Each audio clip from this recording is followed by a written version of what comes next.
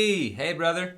All right, so for the Dave Matthews Band song, what would you say? We have to add the chorus, which uses bar chords.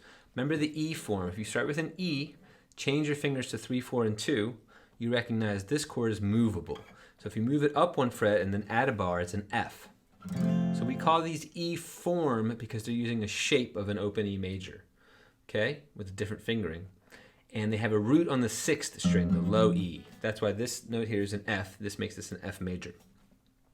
If I lost my second finger, it would make it an F minor. So major, minor.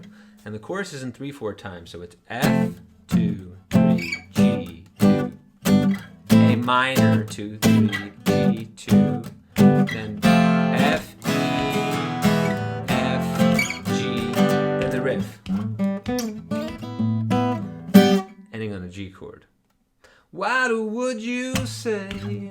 Big monkey on a string. Okay, the other part we did was the bridge, which is where the solos occur. And here you're using a very cool chord called a sharp 9, but this is going to be based on a dominant 7th chord, which is a 3-note chord. If you start at B, you can play 2, 1, 2. Those 3 notes make up a 7th chord. You can move with it. C, C sharp, D, D sharp, E. But then we add another note to the voicing. We add the 9th. So the 9th would be at the same fret as your second finger. That's a very sweet chord. But this is a more bitter chord called a sharp 9, where you take the 9th up half a step. So now I got 7, 6, 7, 8. You move from this chord to an A7, which is like an E form major with the pinky moved down to the B string. So these two chords share a note on the pinky. That's a tough transition though. So you do. And then because you know G, B, and D make an open G chord, you strum up, down, then you land on A, C7, B7. So that's.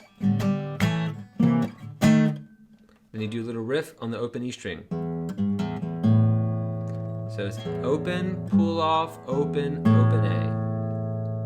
So the whole part is like this, so I play it nice and slow.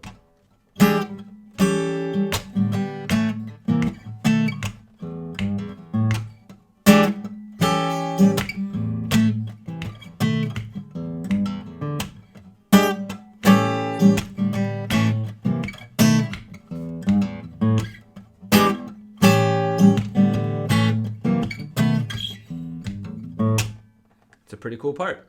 Enjoy, brother. See you next week.